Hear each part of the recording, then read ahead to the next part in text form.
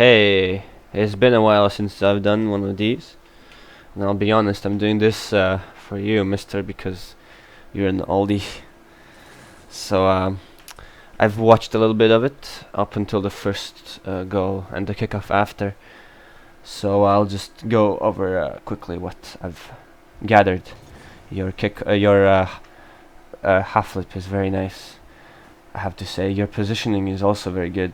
I don't know what your teammate Jiggle is doing, but you're doing a very good job of positioning yourself. But since he is here, you decide to go to the other side more, which is a good idea. Here, I don't know why you're. So up until now, your positioning was good, but here, I don't know why you're deciding to run away.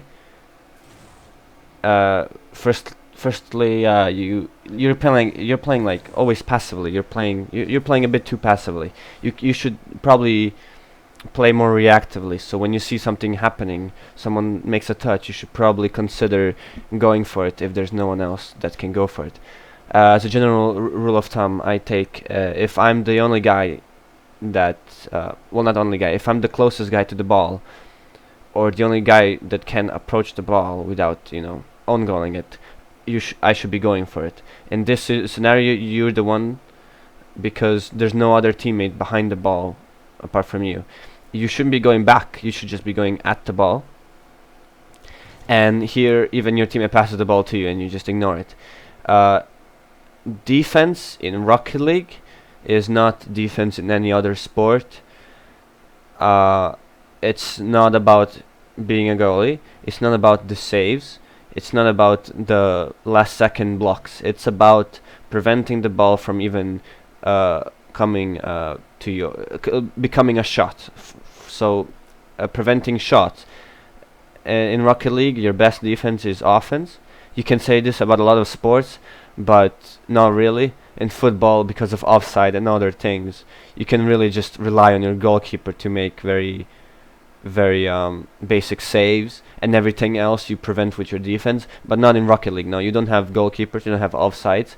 You should always try to get first to the ball, avoid any 50-50s, and if that's not possible, then try to get a dunk, and if that's not possible, then try to get a good 50-50, and if that's not possible, then you go for a block, and if that's not possible, just only then you go for a save. So you've waited a long time, you let the ball go very close. Fortunately, Walkie is a noob, and he passes you the ball, so you're okay. You did a okay 50-50, and this will be a recurring problem. It's your usage of drift and your narrow angles. Let's just go. So this is the first situation. You should, in my opinion, you should be, after that touch, you should be going like here and then moving your car here.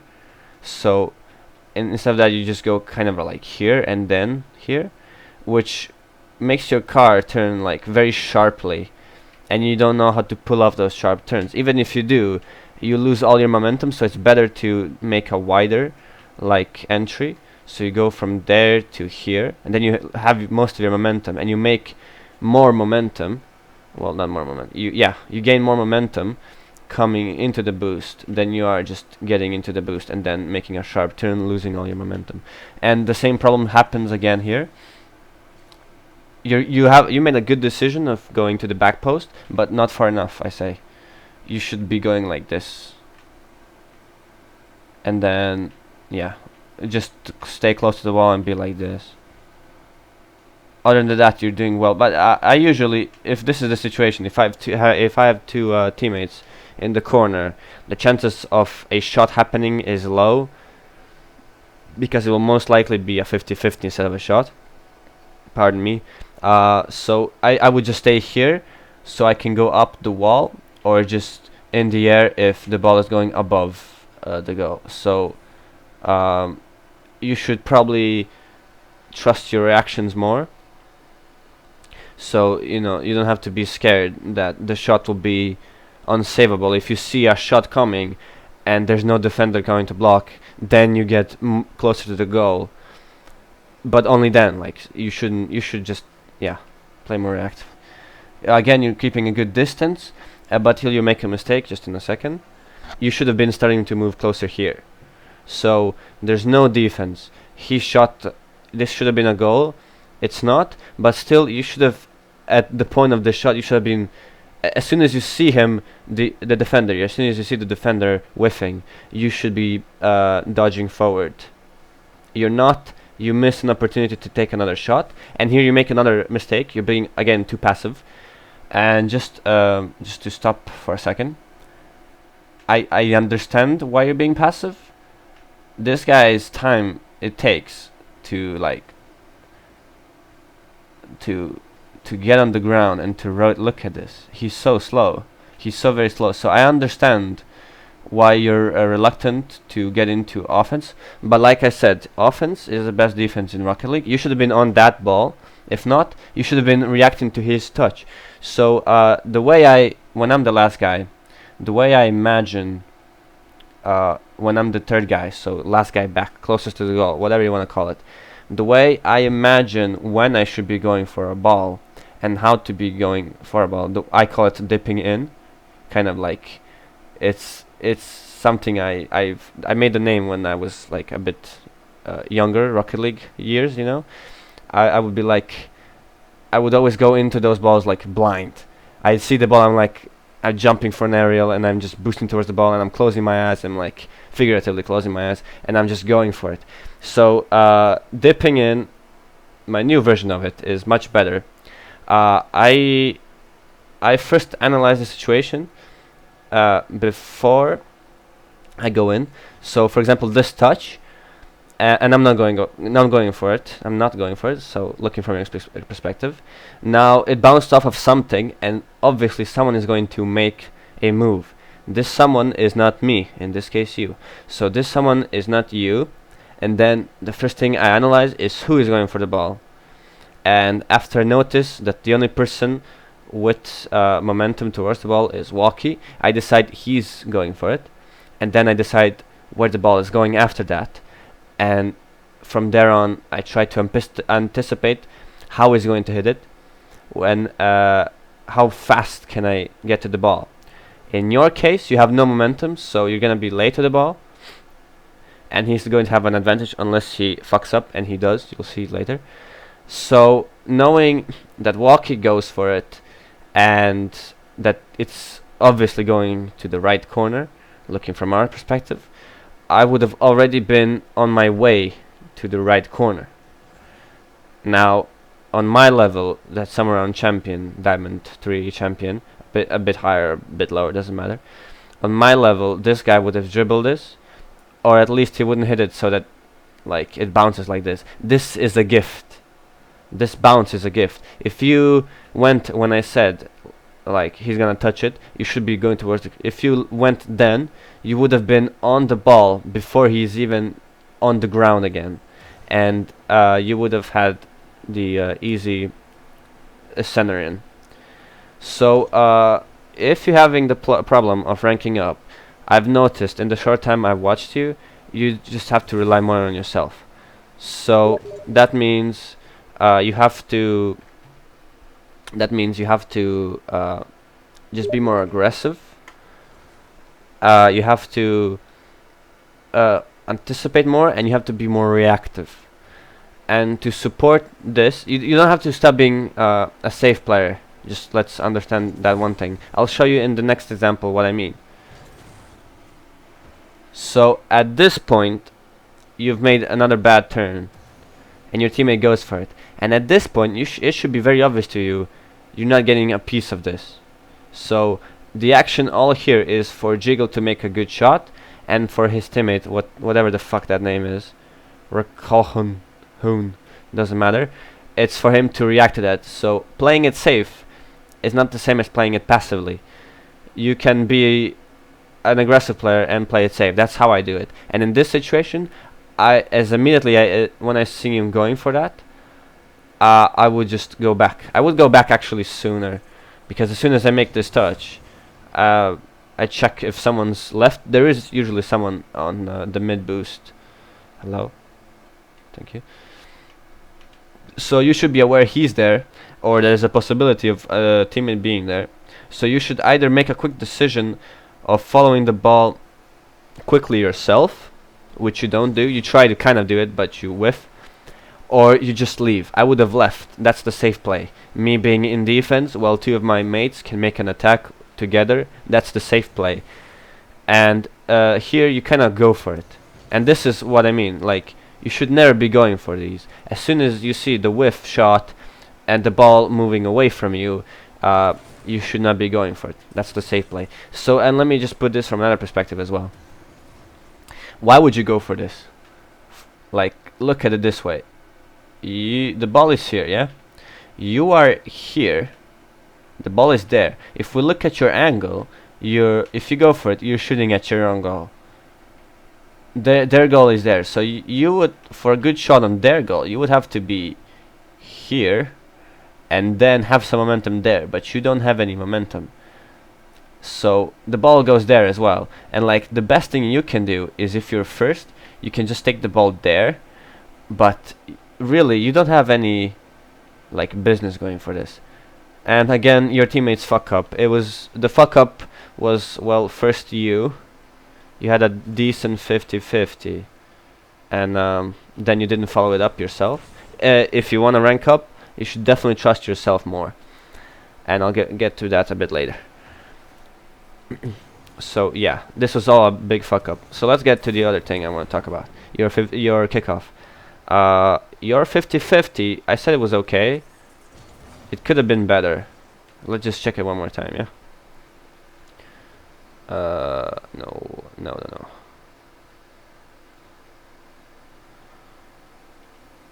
So you can see you've hit the ball with your roof. This is just after you hit the ball. You hit it with your roof. So with 50-50s and with kickoffs, you always want to be hitting it with your nose. And I think you make the same exact mistake on the 50-50.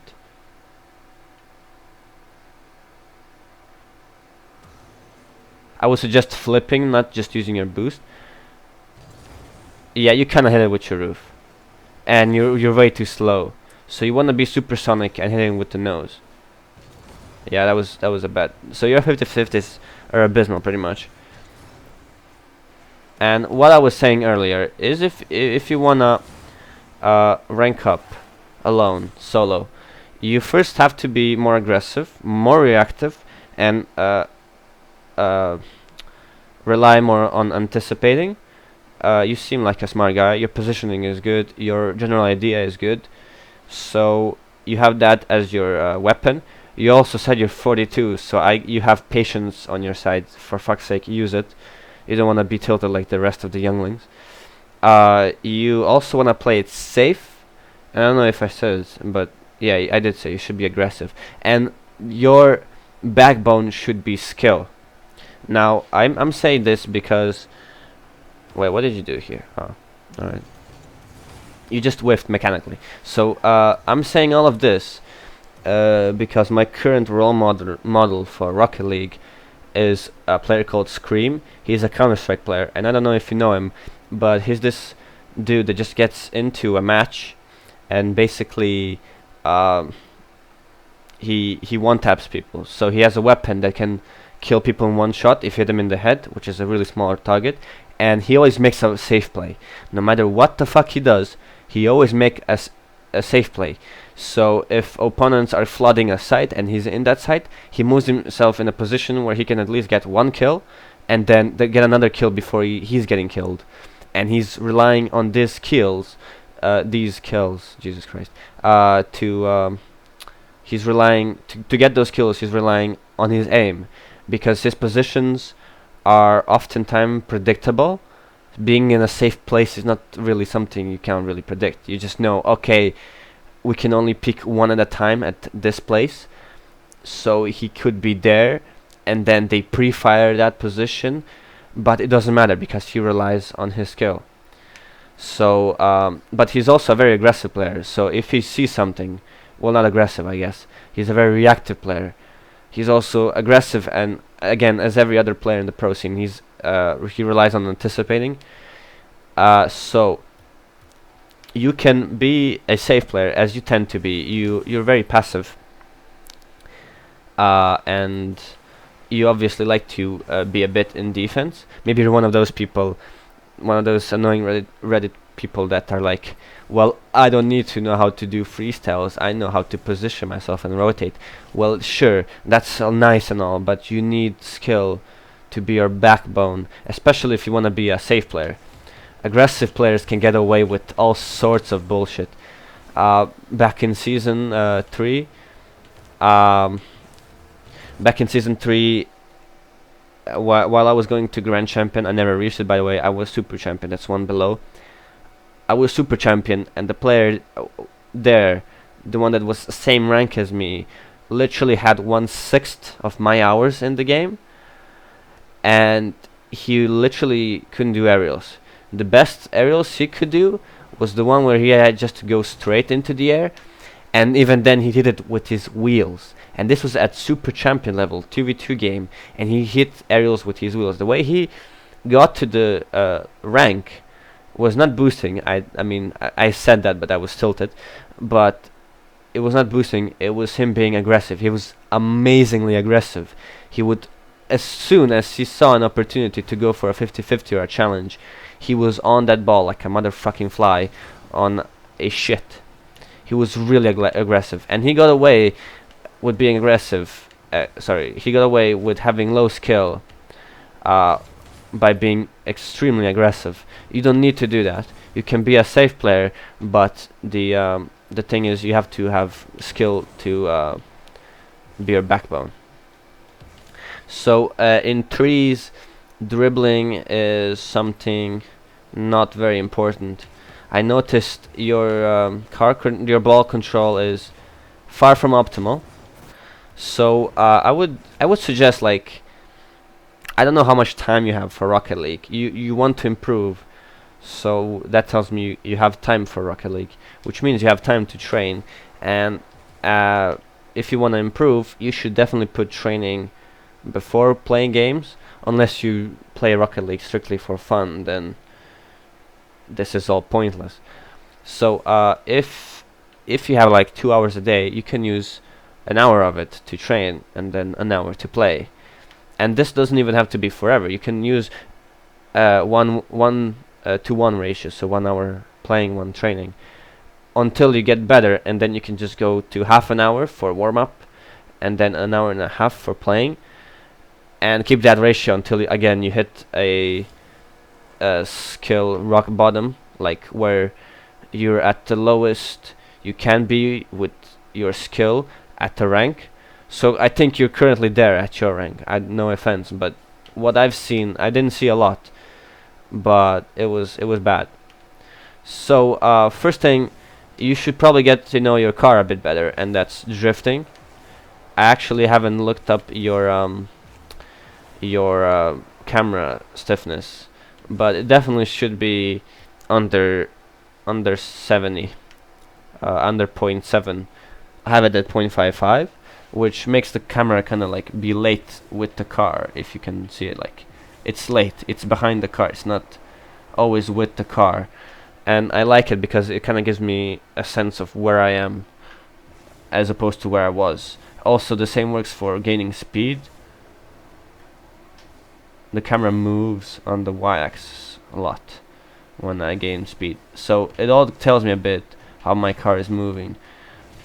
So general way of learning is, first you get in to what you want to learn. Let's use an example as dribbles.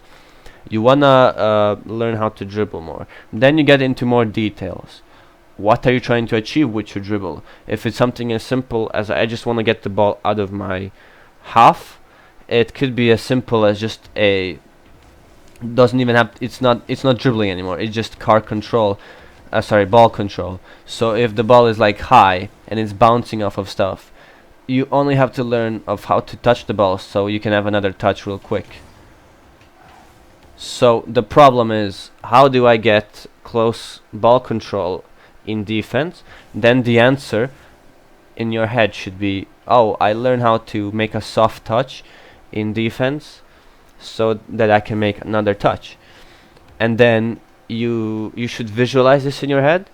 So for example, you visualize a ball going like, I don't know, it's bouncing off of the wall and it's falling towards the goal, and you're in the goal, and you're trying to handle the ball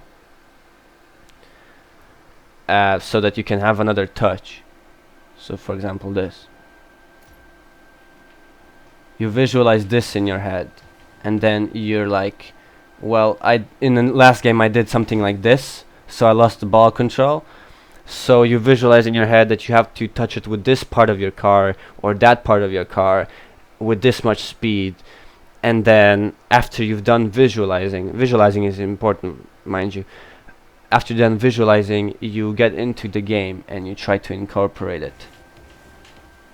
So for example, getting multiple touches.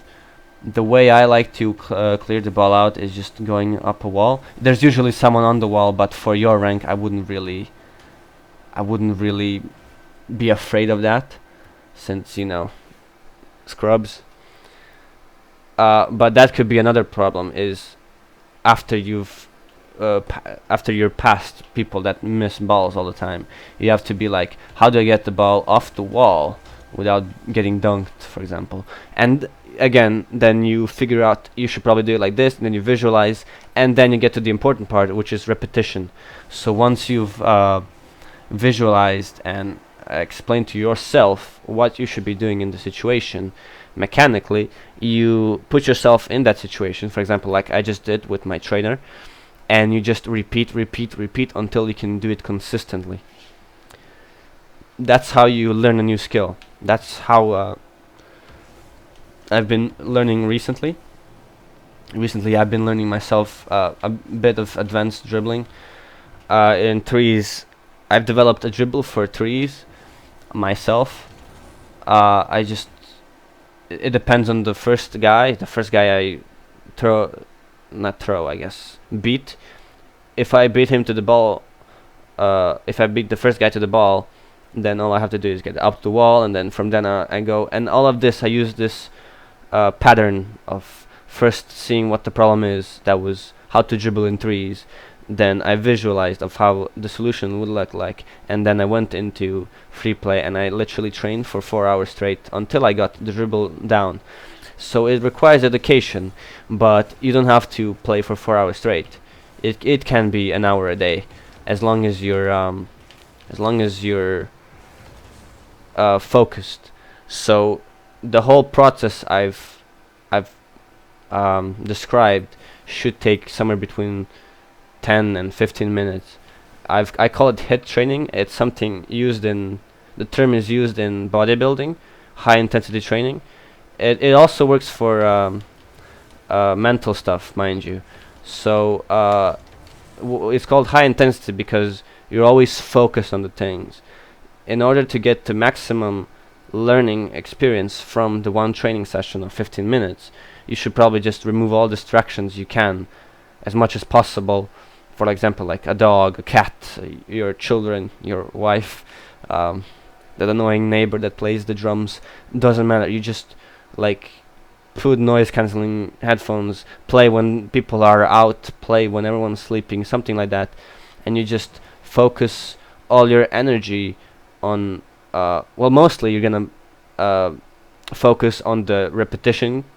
So after you're done with visualizing, you should just really focus, like in small details, on while doing repetition. And that it might feel like longer than 15 minutes, but you should be in the first 5 minutes you should be already having a solution, and then if the solution is good enough, for the next 10 minutes you're like doing repetition of that move. A good example of that myself would be I wanted to do quick flicks, so what I came up with is a bounce, wait for the bounce again, and then flick. So if you have if that was too fast, I bounce it, wait for it to bounce, get it on my car, and then flick it. This is very easy with when the ball is like levitating. I'm doing them poorly right now, but I would repeat this until I got it right. So the clue was just to get more speed before I touch the ball. See? If I stop, it bounces less, and then I have to bounce it twice off of my car. So that's just the fine details. I have to repeat this action for a lot of times to get it going. At first I would like fail these touches, or I would fail the flick, but after literally repeating this action for 10 minutes, I got it better.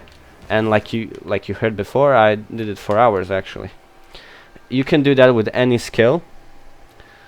Aerials, dribbles, doesn't matter. You can always have a problem, visualize the solution, and repeat until you get results.